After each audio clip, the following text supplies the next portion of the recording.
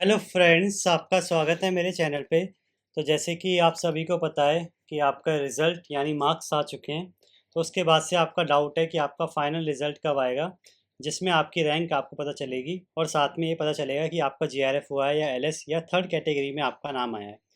तो आज मैं आपको ये बताऊंगा कि कब आपका रिज़ल्ट आएगा, क्या एक्सपेक्टेड डेट रहेगी और कैसे आप अपनी रैंक भी कैलकुलेट कर सकते हैं जो अभी रिज़ल्ट आया उसके हिसाब से। तो चलिए शुरू करते हैं।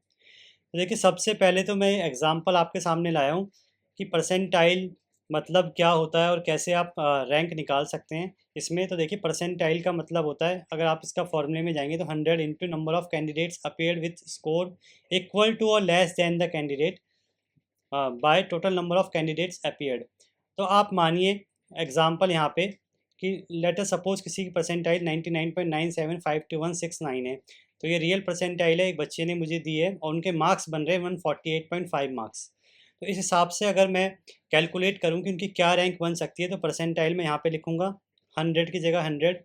मान लेता हूँ जो भी कैंडिडेट उन नंबर इक्वल ला रहे हैं, लेस देन ला रहे हैं, उसको वाई मान लेता हूँ। और total number of candidate appeared हुए थे केमिस्ट्री में, अगर आप चेक करेंगे नोटिफिकेशन आया था 36,315। तो यहाँ पे जो आंसर आया है वो 36,306 आया है। तो यहाँ पे कौन उनसे ज़्यादा मार्क्स लाया है, तो 9 कैंडिडेट ऐसे हैं जो 9 ज़्यादा मार्क्स उनसे लाए हैं, या कह सकते हैं उनके बराबर लाए हैं।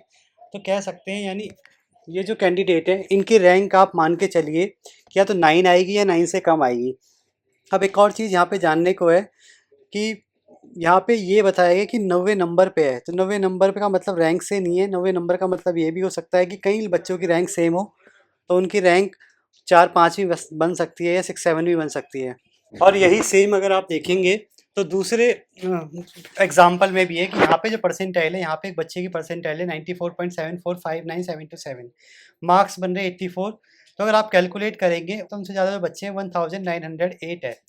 तो यानी या तो उस बच्चे की रैंक 1908 आएगी या उससे कम आएगी, और मोस्ट प्रोबेबली इससे कम ही आएगी और बहुत कम आएगी, क्योंकि मैंने आपको बोल दिया रिपीटेड रैंक के बच्चे बहुत ज़्यादा होते हैं। आप मान के ही चलिए कि इनकी रैंक जो आनी है वो 1200 या 1300 के बीच में आनी है।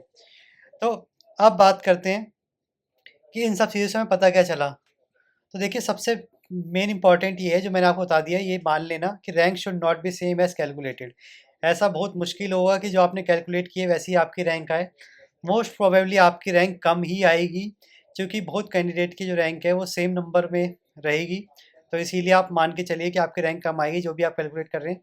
तीसरा, अब आपका जीआरएफ होगा या एलएस होगा, ये डिपेंड करता है नंबर ऑफ सीट्स में, जिसकी क्लियरिटी अभी तक सीएसआर ने नहीं दी है कि कितनी सीट्स इस बार रिजर्व की गई हैं जीआरएफ के लिए और एलएस के लिए। तो आप मान के चलिए कि वही सेम नंबर ऑफ सीट्स हैं जैसे हर ईयर रहती हैं, और जनरल में अगर आपकी 100 रैंक तक आ जाती है तो आपका सिलेक्शन हो जाएगा। और टोटल में बताऊँ तो 300 या 350 तक अगर आपको परसेंटाइल में बैठ रहा है तो आपको जनरल में सिलेक्शन हो जाएगा। और एक्सपेक्टेड कट ऑफ के लिए आप पूछते हैं तो मैंने बहुत बार बता दिया है, और अगर आप फिर भी देखना चाहते हैं इससे रिगार्डिंग वीडियो, तो आप डिस्क्रिप्शन बॉक्स में देख लीजिएगा, मेरी लास्ट वीडियो इसी रिगार्डिंग थी। और सबसे इम्पॉर्टेंट अब कि आपका रिजल्ट कब आ सकता है, क्या एक्सपेक्टेड डेट रह सकती है। तो देखिए, एक्सपेक्टेड डेट आपकी 18 सितंबर से 21 सितंबर के बीच में रह सकती है, और मोस्ट प्रोबेबली फ्राइडे को आपको रिजल्ट आता है, तो इस फ्राइडे आपका रिजल्ट आ सकता है। आप वेट करेंगे तो इस वीक आपका रिजल्ट आ जाएगा। बाकी इसके अलावा कोई भी डाउट आपके मन में हो, आप कमेंट बॉक्स में कमेंट कर सकते हैं या मुझे मेल कर सकते हैं। और आगे ऐसी इन्फॉर्मेटिव वीडियो देखने के लिए चैनल सब्सक्राइब करें, वीडियो को लाइक करें और शेयर करें। Thank you.